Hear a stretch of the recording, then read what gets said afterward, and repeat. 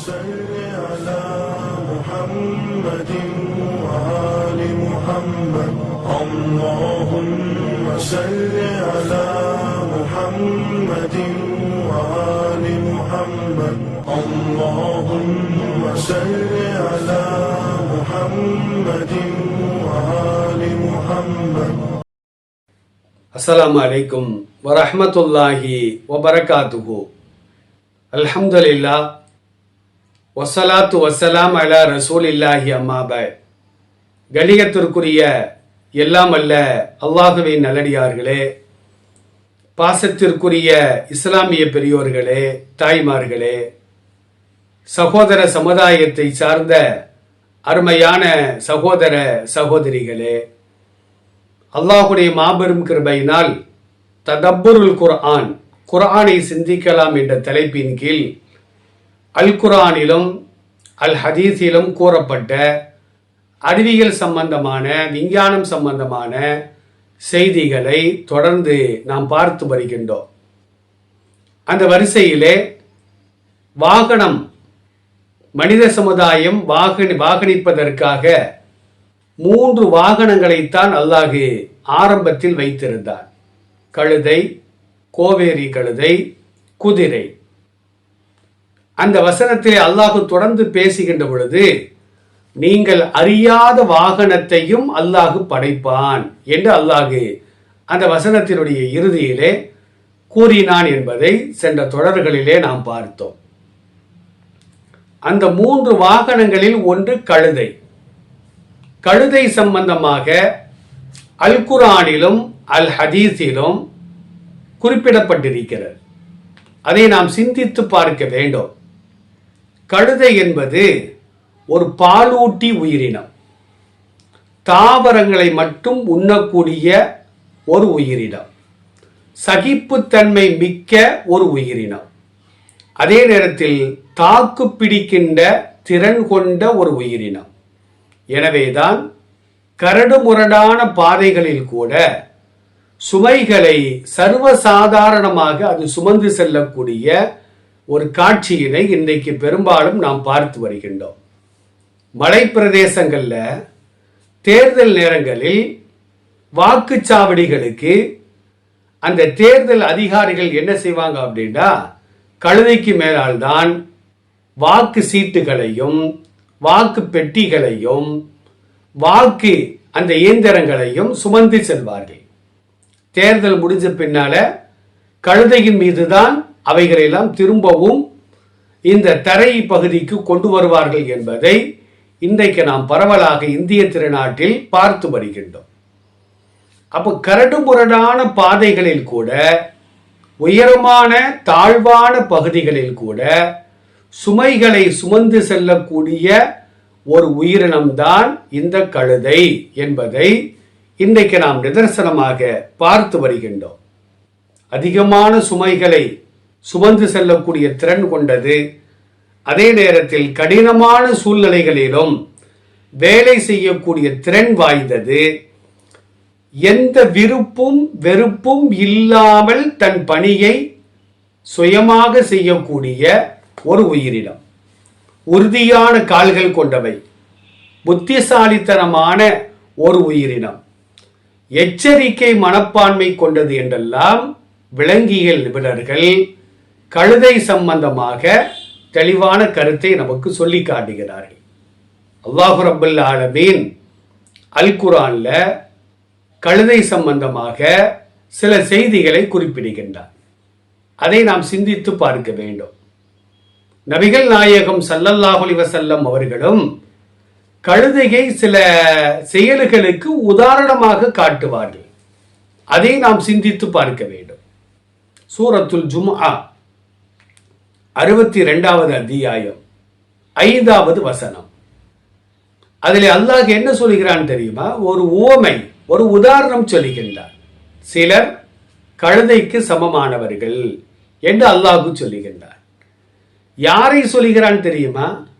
மஸலுல்லதீன ஹும்மிலத் தௌராத்த சும்மலம் யஹ்மிலூஹா கமஸலில் ஹிமாரி யஹ்மிலு அஸ்ஃபாரா. அல்லாஹ் தெளிவாக சொல்லுகின்றார். தௌராத் வேதம் கொடுக்கப்பட்டு எவர்கள் அந்த தௌராத்தை படிக்காமல் அல்லது படித்து அதன்படி செயல்படாமல் இருக்கிறார்களோ அவர்கள் கழுதையை போன்றவர்கள். அந்த கழுதையாகிறது அறிவு சுவடிகளை சுமக்கிறது. அப்ப அறிவு சுவடிகளை சுமக்கக்கூடிய கழுதையை போன்றவர்கள் தான் தௌராத் வேதம் வழங்கப்பட்டு அதை படிக்காதவர்கள், அல்லது தௌராத்தை படித்து அதில் சொல்லப்பட்ட சட்டங்களை செயல்முறைப்படுத்தாதவர்கள். இவர்கள் கழுதைக்கு சமமானவர்கள். ஏன் தெரியுமா? கழுதைக்கு மேல தௌராத்தை தூக்கி வைச்சாலும் சரிதான், இஞ்சில் வேதத்தை தூக்கி வச்சாலும் சரிதான், ஜபூர் வேதத்தை தூக்கி வைத்தாலும் சரிதான், குர்ஆனில் சொல்லப்படாத பெயர் சொல்லப்படாத வேதங்களை தூக்கி வைத்து சுமக்க வைத்தாலும் சரிதான், கழுதை என்ன நினைக்கும்? நம்ம மேல ஏதோ ஒரு சுமை இருக்கிறது, அவ்வளவுதான், அப்படிதான் நினைக்குமே தவிர நம்ம மேல தௌராத் இருக்குது, இஞ்சில் இருக்குது, ஃபுர்கான் இருக்குது, ஜபூர் வேதம் இருக்குது, ஒரு ஓரமாக உட்காந்து நம்ம படிச்சுட்டு போவோம், அதில் சொல்லப்பட்ட சட்டங்களை ஒழுக்கங்களை எல்லாம் செயல்படுத்துவோம் என்று கழுதை ஒருபோதும் நினைக்கவே செய்யாது. அப்ப வேதங்கள் கொடுக்கப்பட்டு படிக்காதவர்கள், படித்து அதன்படி செயல்படாதவர்கள் கழுதைக்கு சமமானவர்கள்.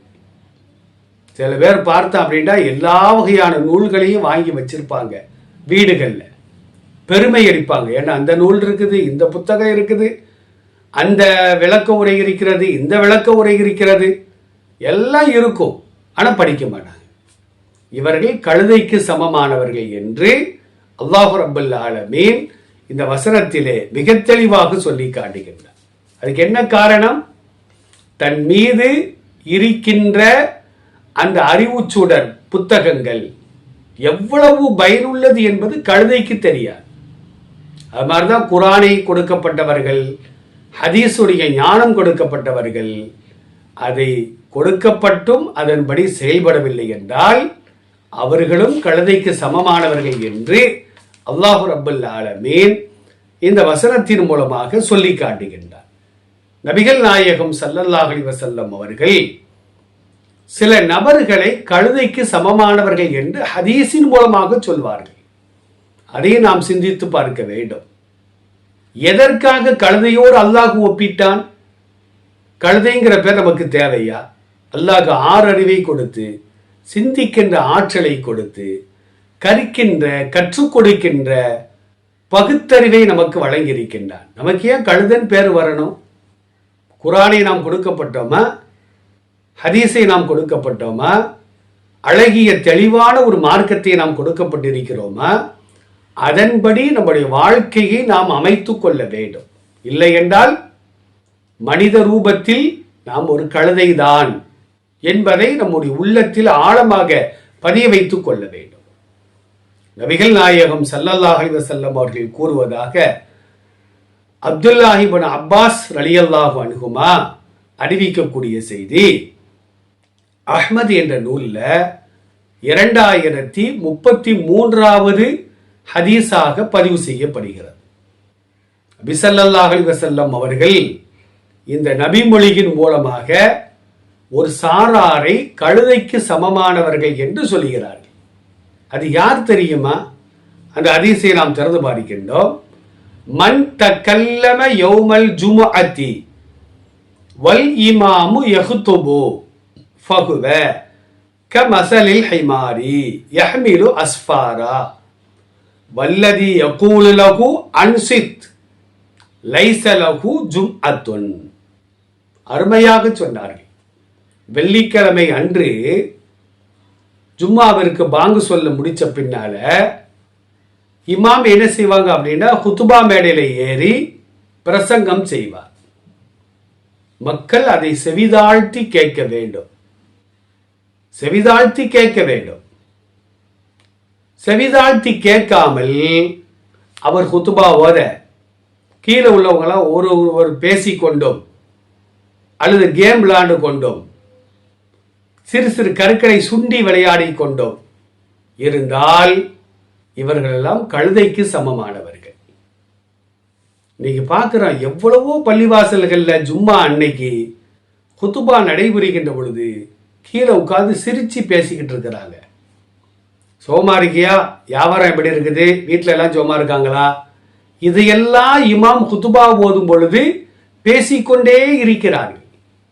நபி ஸல்லல்லாஹு அலைஹி வஸல்லம் சொன்னாங்க, பேசியவன் கழுதைக்கு சமமானவன். பேசுபவனை பார்த்து அன்சித், வாய மூடுடா அப்படின்னு சொன்னா, வாய மூடுன்னு சொன்னவனுக்கு ஜும்மா இல்லாம போயிடும். நபி ஸல்லல்லாஹு அலைஹி வஸல்லம் வன்மையாக கண்டித்தார்கள். அப்ப குத்துபா நடைபெறும் பொழுது பேசுவதோ அல்லது விளையாட்டுகளில் ஈடுபடுவதோ, சில பேர் என்ன செஞ்சாங்கன்னா மெசேஜ் அனுப்பிக்கிட்டே இருப்பாங்க. அந்த நேரத்தில் பார்த்து கீழே கிடக்கிற கல்லை சுண்டி சுண்டி விளையாண்டுக்கிட்டு இருப்பாங்க. இன்னும் சில பேர் ஏதாவது செல்போன்ல வந்து படம் பார்த்துக்கிட்டு இருக்கிறாங்க. ஜும்மாவே கிடையாது அவங்களுக்கு. கழுதைக்கு சமமானவர்கள். நான் சொல்லவில்லை, நபி ஸல்லல்லாஹு அலைஹி வஸல்லம் அவர்கள் சொல்லுகிறார்கள். அப்போ வல் இமாம் யஹ்துபு ஃபஹுவ கமஸலில் ஹிமாரி யஹ்மிலு அஸ்ஃபாரா, அறிவு சுவடிகளை சுமந்து செல்லக்கூடிய கழுதைக்கு சமமானவர்கள். கழுதைக்கு மேலால அழுக்கு துணியை தூக்கி வச்சாலும் சரிதான், அறிவு சுவடிகளை தூக்கி வைத்தாலும் சரிதான்.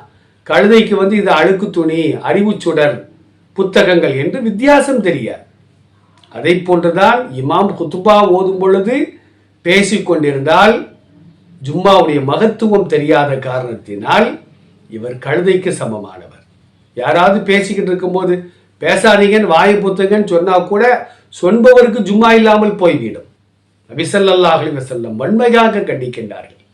சில பள்ளிவாசல்கள்ல நம்ம பார்க்கிறோம், நிர்வாக பெருமக்கள் மார்க்க ஞானம் இல்லாத காரணத்தினால் இமாம் மேலே ஏறுற பின்னால்தான் இந்த நிர்வாகிகள்லாம் உட்கார்ந்து அந்த நேரத்தில் பேசுறாங்க. என்ன பேசுறாங்க? தொழுகு முடிஞ்ச உடனே அறிவிப்பு நீங்க செய்றீங்களா, நான் செய்யட்டா? என்ன அறிவிப்பு செய்யணும்? இது எப்போ பேசுறாங்க அப்படின்டா, இமாமு குத்துபால மேடையில நின்று குத்துபா நடத்துகின்ற பொழுது பேசுகிறார்கள். ஜும்மாவே இல்லாம போகிறோம் என்பது ஒரு பக்கம், அவர் கழுதைக்கு சமமானவர் என்பது ஒரு பக்கம். இதை ஞாபகத்தில் வைத்துக் கொள்ள வேண்டும். நபிகள் நாயகம் ஸல்லல்லாஹு அலைஹி வஸல்லம் அவர்கள் மற்றொரு நேரத்தில் சொன்னாங்க, அபூ ஹுரைரா ரலியல்லாஹு அன்ஹு அறிவிக்கக்கூடிய செய்தி, முஸ்லிம், அபூதாவுது, இப்னு மாஜா போன்ற நூல்கள்ல சஹீஹாக பதிவு செய்யப்படுகிறது. அமா யஹ்ஷா அஹதுக்கும், உங்களில் ஒருவர் பயப்பட வேண்டாமா? நபி ஸல்லல்லாஹு அலைஹி வஸல்லம் சொல்றாங்க, உங்களில் ஒருவர் பயப்பட வேண்டாமா? இதா ரஃபஅ ரஸஹு வல் இமாமு சாஜிதுன், இமாம் ஜமாத் நடக்குது, பின்னால் ஒரு 10-15 பேர் தொழுதுகிட்டு இருக்கிறாங்க, அல்லது ஆயிரக்கணக்கான பேர் தொழுதுகிட்டு இருக்கிறாங்க. ஜமாத் நடத்துறாரு இமாம், இமாம் சஜ்தால இருக்கிறாரு, இன்னும் தலையை தூக்கல, அதுக்குள்ளால ஒருத்தர் தலையை தூக்கிட்டார். இமாமு ருக்கூக்கு போன பின்னால் தான் நாம ருக்கூக்கு போகணும். அவர் சமீ அல்லாஹு லிமன் ஹமிதான் மேல வந்த பின்னால்தான் நாம எழுந்திருக்க வேண்டும். அல்லாஹ் அக்பர் அவர் சஜ்தாக்கு போனார் அப்படின்னா தான் நாம சஜ்தாக்கு போகணும். அவரை முந்தி முந்தி ஒரு காரியத்தை செய்தால், நபி ஸல்லல்லாஹு அலைஹி வஸல்லம் சொன்னார்கள், இமாமை முந்தி கொண்டு ஒரு காரியத்தை ஒருவர் செய்தால், தொழுகையில காரியத்தை செய்தால் அவர் பயப்பட வேண்டாமா? எதை பயப்பட வேண்டாமா? ஐயுஹவ்வில் அல்லாஹு ரஸஹு ரஸ ஹிமாரின், அவருடைய தலையை கழுதையின் தலையாக மாற்றி விடுவார் என்பதை அவர் பயப்பட வேண்டாமா? ரசூலுல்லாஹ் தொடர்ந்து சொல்றாங்க, அவு சூரத்தஹு சூரத்த ஹிமாரின், முதல்ல தலையை மட்டும் சொன்னாங்க ரசூலுல்லாஹ். அடுத்த லைன்ல அடுத்த வரியில என்ன சொல்றாங்கன்னா, அவருடைய உருவத்தையே அல்லாஹ் கழுதையின் உருவமாக மாற்றி விடுவான் என்று பெருமானார் ஸல்லல்லாஹு அலைஹி வஸல்லம் எச்சரிக்கையாக சொன்னார்கள். கழுதையை தான் உதாரணமாக சொல்றாங்க. அல்லாஹ் ரப்பல் ஆலமீன் சூரத்துல் லுக்மான்ல 31வது அத்தியாயம் 19வது வசனத்துல சொல்லுகின்றார். சில பேர் கத்தி கத்தி பேசுவாங்க தெரியுமா? சாதாரணமா பேசுறது கூட கத்தி பேசுவாங்க. அவங்கள பார்த்து என்ன சொல்லுவாங்க தெரியுமா? ஏன்டா கழுத மாதிரி கத்துற அப்படிம்பாங்க. கழுத மாதிரி ஏன் கத்துற அப்படிம்பாங்க. ஏன் மற்ற விலங்குகளை சொல்லக்கூடாதா?